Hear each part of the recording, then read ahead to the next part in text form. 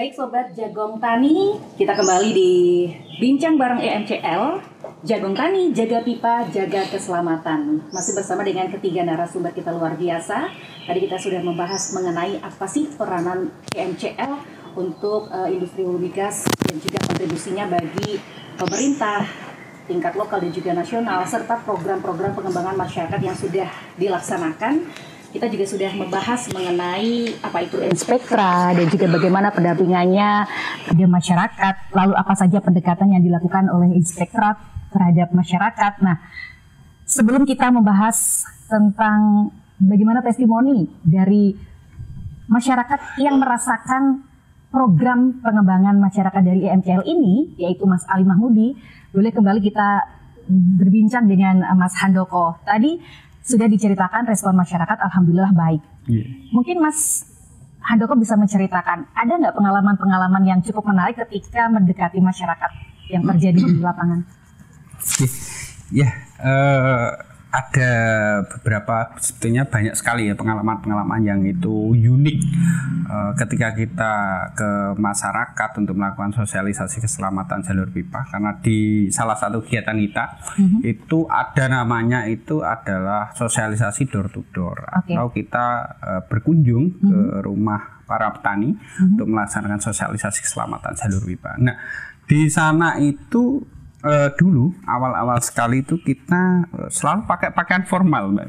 Jadi rapi, pakai sepatu, pakai tas itu. Nah, di sana ada salah satu kejadian unik, ada salah satu penggarap yang itu memang orangnya sudah agak sepuh itu. Nah, kita nggak tahu ketika kita datang sana itu beliau tidak mau keluar. Jadi rumahnya itu ditutup gitu. Takut nih. Nggak tahu itu kenapa. Setelah itu kita ketemu dengan tetangganya, gitu. Biasa kalau orang desa itu, orang di desa itu karena keramaiannya ya, kelihatannya ada orang kok mencari, itu kelihatannya orang jarang sekali berkunjung, ditanya sama tetangganya, Mas mau ada apa atau kok cari mbah itu, gitu.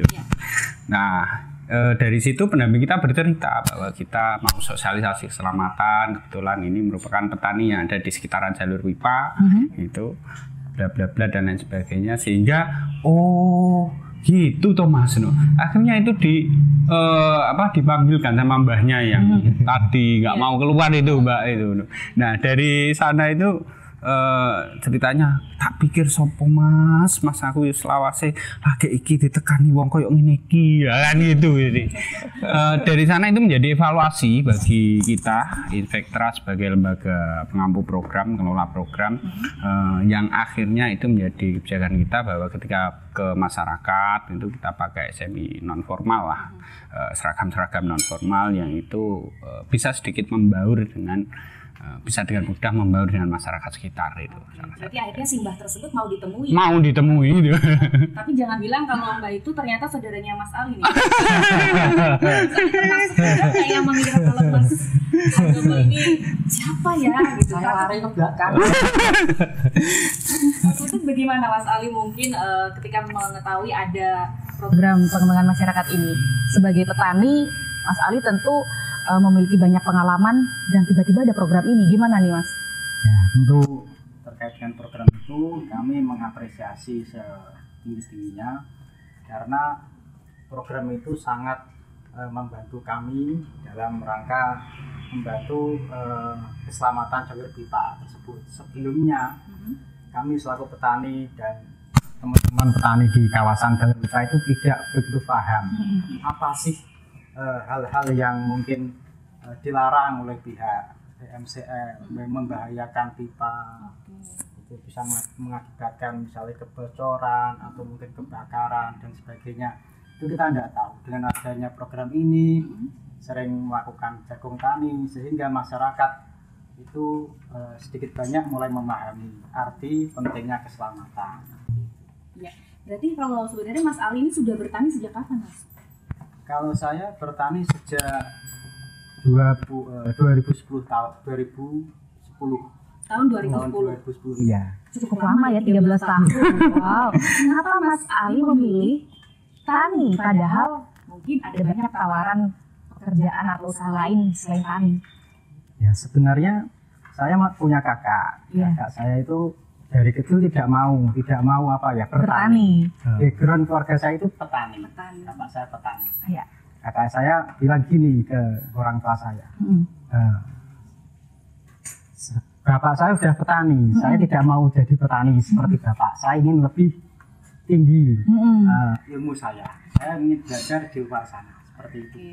Itu kakak saya. Kemudian seiring berjalannya waktu, saya sebagai adiknya, kalau kakak saya tidak mau meneruskan perjuangan bapak saya, terus siapa lagi yang meneruskan seperti itu? Luar biasa mulia nih Mas. Seperti itulah. Kebetulan 2009 akhir bapak saya meninggal.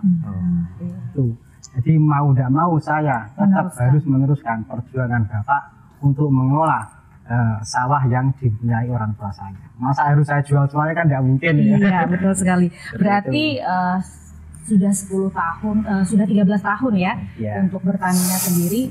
Lalu tahu ada program pengembangan masyarakat ini, Jagung Tani. Sudah berapa lama Mas ikut program ini? Kurang lebih mengikuti program ini 2 tahunan. Oke, 2 tahun. Kesadaran diri sendiri atau karena diajak oleh Mas Han nih? Ya pertama diajak sama Mas Bukroni, anggotanya Mas Han ya. Diajak mengikuti program itu. Saya pertama nggak tahu program apa Mas, jagung tani, sawah jagungan. Terus biasa jagung dok warung seperti itu. Saya, wes Mas, ayo ikut sawah jagungan. Ini program dari MCL bagus ini ikuti. Terus kemudian saya ikuti. Oke, waktu itu ikut program yang apa aja? Kegiatan apa yang pernah diikuti? Kegiatan yang pernah saya ikuti itu ya sosialisasi di desa. Oke, sosialisasi di desa. Desa saya juga pernah ada sosialisasi, saya juga diundang. Di desa sebelah juga saya ikuti. Seperti itu. Manfaat apa yang dirasakan ketika ikut sosialisasi itu, Mas? Manfaat jelas, pengetahuan itu bertambah, pengalaman juga bertambah, bisa kita aplikasikan di masyarakat, memberikan, saya merasa menjadi perwakilan dari masyarakat, karena tidak semua masyarakat itu diundang. Jadi saya bisa membimbing, memberikan edukasi ke masyarakat yang lain. Bapak-bapak yang tua-tua itu kita edukasi, seperti ini tidak boleh seperti ini. Padahal Mas Ali sendiri sudah lama bertani, tentu pengalamannya banyak, tapi kenapa tertarik ikut ini? Ya, ada program, saya selaku petani muda. Kalau saya tidak mengikuti program ini, saya nanti merasa akan ketinggalan kawasan seperti itu. Nah, dari yang disampaikan oleh Mas Ali mengenai jagung tani, lalu apa yang terkait dengan keselamatan jalur pipa? Nah, kira-kira apa Mas ya yang harus dilakukan oleh masyarakat terkait dengan supaya pipa ini aman dan masyarakat juga selamat? Ada beberapa hal yang menjadi rambu-rambu atau pedoman keselamatan pipa. Itu kami dikasih edukasi kawasan dari teman-teman pendamping Inspektra. Ada 5 hal yang saya ketahui. 1, masyarakat tidak diperkenankan menanam pohon yang berakar tunggak. Yang pertama. Yang kedua, dilarang mendirikan infrastruktur atau bangunan di atas galengan pipa. Terus yang ketiga, dilarang melakukan aktivitas bakar-bakar di atasnya atau sekitaran jalur pipa. Yang keempat itu kendaraan atau alat berat seperti kombi, traktor, truk itu dilarang melintasi itu, kecuali jalur-jalur yang sudah ditentukan seperti itu. Oke, nah kita beralih ke Mas Handoko kembali nih ya, terkait dengan keselamatan dan keamanan di jalur pipa. Ini apa saja yang dilakukan oleh Inspektra terkait dengan program ini? Terima kasih Mbak Osa. Yang pertama ya, kita ada yang namanya itu adalah tadi yang saya sampaikan itu, ada sosialisasi door to door itu yang dari rumah ke rumah, petani sekitaran jalur pipa kita datangi, kita sosialisasikan. Tentunya bukan hanya pada satu orang saja. Ketika kita di rumah itu artinya kita akan bertemu dengan petaninya, bapaknya, mungkin juga kita dapat bonus anaknya yang juga berpotensi di sawah. Kita dapat bonus sosialisasi ke istrinya itu. Sosialisasinya Mas bonusnya itu ya. Jadi ya kita dapat bonus itu sehingga karena dalam satu keluarga itu tidak hanya satu orang yang berpotensi melakukan aktivitas di atas jalur pipa, sehingga kalau kita ke rumahnya kita silaturahim, itu kita sosialisasi, semua dalam keluarga itu bisa tersosialisasi. Jadi semua dalam keluarga yang punya potensi untuk beraktivitas di atas jalur pipa itu bisa paham terkait dengan pedoman keselamatan di atas jalur pipa yang tadi disampaikan oleh Mas Ali Mahmudi. Gitu. Itu yang pertama. Terus yang kedua ada namanya untuk memastikan bahwa jalur pipa ini 24 jam selama 1 hari itu aman itu. Kita ada yang namanya surveillance atau kita susur pipa. Jadi pendamping-pendamping kita itu hampir setiap hari itu selalu kontrol di atas jalur pipa. Nah, untuk memastikan itu ada petani yang kira-kira berpotensi mengancam keberadaan jalur pipa atau membahayakan jalur pipa atau tidak itu. Dan sekaligus ketika kita melakukan susur pipa itu, kita juga melakukan sosialisasi kepada setiap petani penggarap atau petani yang ada di sekitar jalur pipa yang kebetulan ditemui gitu. Karena nggak semua yang beraktivitas di jalur pipa itu adalah petani sekitar. Bisa jadi misalkan orang yang itu buruh tani yang kebetulan lewat di panen itu, ketika panen itu ada buruh tani dari luar yang kebetulan mereka belum pernah mengetahui berkaitan dengan apa yang boleh dan apa yang tidak boleh, kita sosialisasi, kita temui. Nah itu.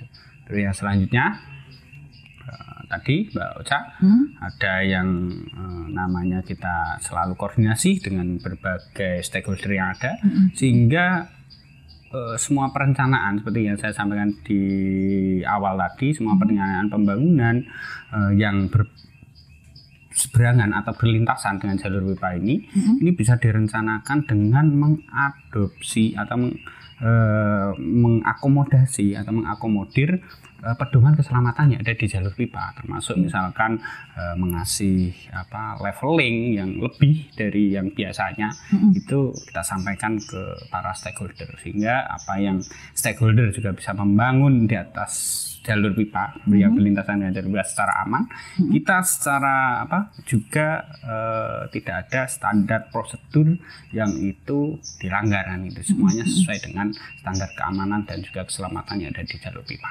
Oke, sebelum kita tutup segmen 2 nih, mungkin bisa disampaikan selama ini apa yang sudah ditangani dalam menjaga keselamatan dan juga keamanan jalur pipa, Mas? Backcase itu ada yang kemarin ada salah satu perusahaan BUMN sih yang melakukan aktivitas di atas jalur pipa dan itu menggunakan kendaraan berat gitu, sehingga itu dari jauh, orangnya dari jauh bukan dari orang sekitar, sehingga kita juga mensosialisasi terkait dengan pedoman keselamatan sehingga akhirnya mereka mau untuk bagaimana standar prosedurnya kita melintas di atas jalur pipa dengan kendaraan yang lebih dari 500 kg itu seperti apa, akhirnya dilakukan itu. Nah itu dari hasil kita komunikasi dengan para stakeholder dan juga mitigasi awal atau early warning dari pedoman keselamatan di atas jalur pipa. Gitu. Terus yang selanjutnya Backcase juga ini ada satu pembangunan yang ada kebetulan di Desa Lera itu rigid beton yang hari ini kan banyak sekali pembangunan di Bojonegoro yang menggunakan rigid beton. Itu yang tentunya ketika itu jalan kabupaten dan rigid beton, potensi untuk ada kendaraan yang berat itu tidak bisa kita hindari gitu. Nah di sana kita sosialisasi mulai dari tahap awal perencanaan itu kita dengar info, langsung kita koordinasi dengan pihak terkait sehingga dalam perencanaan itu sudah terakomodasi bagaimana melakukan leveling sehingga tidak terjadi misalkan over budget dari pekerjaan tersebut. Ketika tidak tersinkronisasi perencanaan itu kan akan terjadi over budget. Dan masih banyak juga yang ada di Ngampel, semua kegiatan yang bersinggungan dengan jalur pipa itu alhamdulillah sudah terdeteksi, baik itu ada dari dinas terkait dan juga yang paling unik itu adalah ada beberapa yang itu memang laporan dari petani sekitar. Mas, besok itu ada gini ada pengangkutan menggunakan kendaraan berat itu dari petani sekitar. Nah itu hasil kita bersilaturahim, kita meresana dengan petani-petani sekitar dalam rangka untuk menjaga keselamatan dan juga keamanan di jalur pipa. Itu Mbak. Baik, terima kasih Bang Joko untuk penjelasannya cukup sangat amat jelas sekali, dan nanti kita akan membahas lebih dalam lagi karena sisa waktu kita untuk bersamaan di Bincang Bareng EMCL ini hanya tersisa satu segmen. Jadi pastikan untuk Sobat Jagung Tani jangan beralih kemana-mana, kita akan kembali sesaat lagi.